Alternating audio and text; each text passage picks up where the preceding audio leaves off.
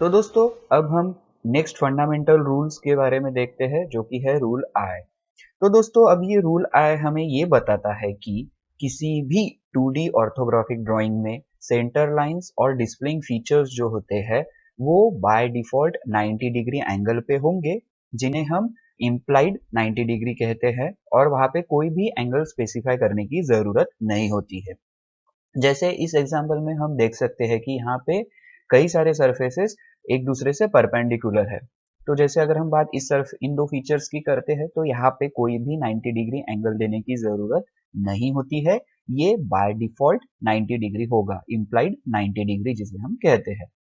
Same बात, ये जो सेंट्रल एक्सिस है इस होल की, ये इस बेस फीचर के साथ 90 डिग्री एंगल पे है, लेकिन यहाँ पे हमें कोई भी इस तरह से 90 डिग्री एंगल देने की जरूरत नहीं है।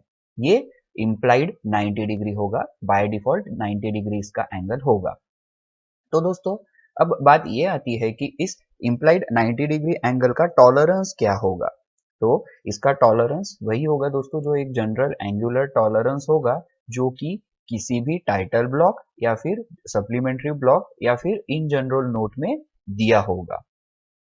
तो इस तरह से ये रूल हमें ये बताता है कि किसी भी डिस्प्लेइंग फीचर्स के लिए या फिर सेंटर लाइन के लिए हमें 90 डिग्री एंगल शो करने की ज़रूरत नहीं है। जैसे कि हम यहाँ पे देख सकते हैं कि यहाँ पे हम 90 डिग्री एंगल नहीं शो करते हैं।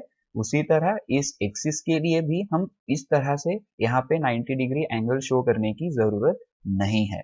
और दोस्तों इस इम्प्लाइड 90 डिग्री एंगल का टॉलरेंस जो है वो एक जनरल एंगुलर टॉलरेंस होगा, जो कि टाइटल ब्लॉक या फिर सप्लीमेंट्री ब्लॉक या फिर जनरल नोट में दिया होगा। Thank you.